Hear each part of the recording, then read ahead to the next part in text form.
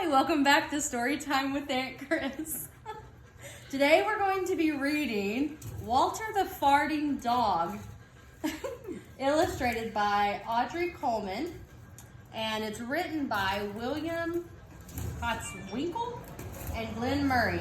Walter the Farting Dog. Now, when I read this to my class, I said Walter the Tooting Dog. So I don't know yet what I'm going to call it. We'll find out. What do y'all think? Should I keep saying farting or should I say tooting dog? Toot. All right, Teresa said it. I don't like the F word. Betty and Billy brought Walter home from the dog pound. Nobody wanted him, said Billy. But we love him, said Betty. Well, he smells awful, said their mother. I think you better give him a bath.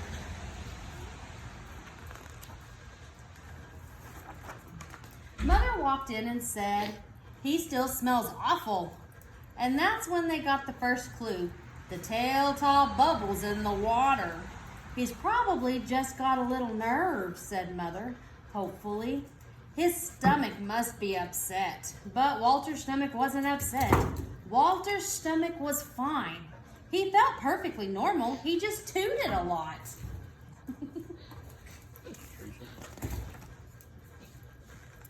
He did it when he bathed. He did it when he played with Betty and Billy. He did it when he walked around the house. He did it in the dining room. He did it in the kitchen. He did it in his sleep. Goodness gracious, he's a gassy dog. That dog toots morning, noon, and night, said Father. He can't help it, Daddy, said Betty and Billy. They didn't mind Walter's toots. So what if he toots? Billy said to Betty when they were alone in their room with Walter. Betty agreed. Walter agreed. He sat there, looking innocently around, tooting.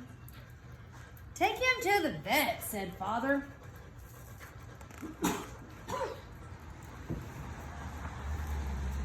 Tooting? Said the vet. Or rectal flatulence, as we say in the medical profession, and prescribed a change in diet.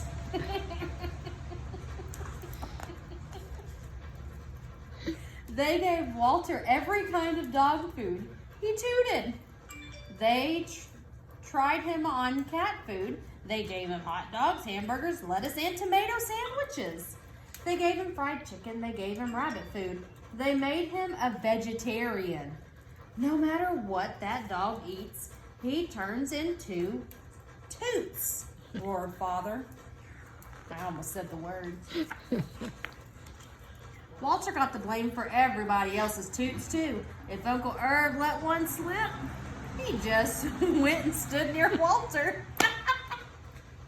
Then all he had to do was say, Walter! And everybody looked at poor Walter.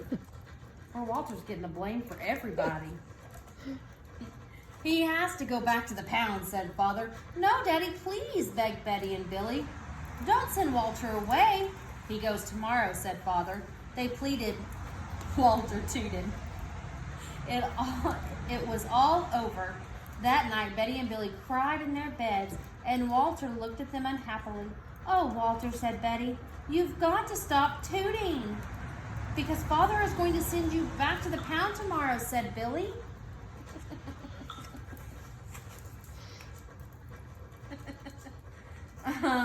His box that he's eating out of says fart-free biscuit. My bad, toot-free.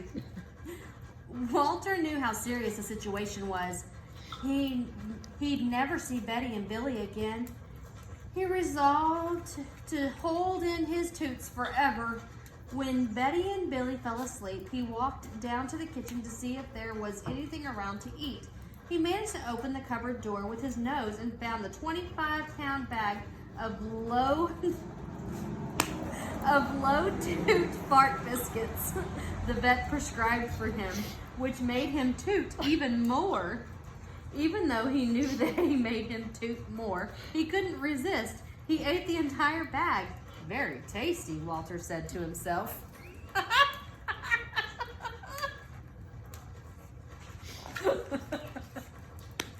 And then he went and laid down on the sofa. A gigantic gas bubble began to build inside him. This is going to be trouble, he said to himself nervously. He was afraid of what might happen if he let it go. He thought maybe the house would explode. So he kept it in. It wasn't easy. In fact, it was torture. But he had resolved never to toot again. His future depended on it. As he lay there with his tail wrapped tightly between his legs, he heard a noise at the window.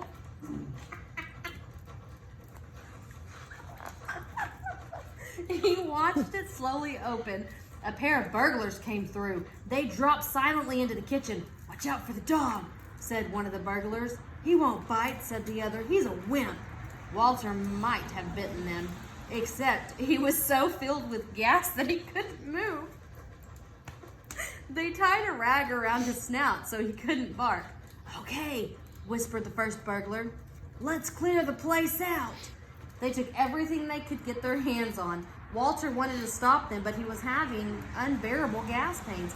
He rolled on his back and waved his paws in the air. He gnashed his teeth. "We've got it all." And the second burglar said, "Let's go." That's when Walter let it fly.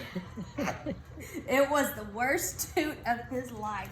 It made a tremendous noise and shot him across the room. A hideous cloud filled the air. The burglars clutched their throats, unable to breathe. With tears in their eyes, they raced for the window. They tried to grab the bag with all their valuables in it, but their arms were too weak. "Let's get out of here!" They jumped out the window and ran up the block, choking and gasping for air. Still blinded by Walter's attack, they stepped into the headlights of an approaching police car. "Hold it right there," said the policeman. Look, you can see they're surrounded in the gas. When Father and Mother came down in the morning, they found the window open. They saw the bag with their valuables in it, and Walter was sitting beside it. He still had the rag tied around his snout. You'd have to say he looked heroic. "He saved the silverware," cried Mother. "He saved the VCR," cried Father. "Good dog, Walter. You're our dog, even if you do toot all the time." And so the family learned to live with Walter, the hero dog.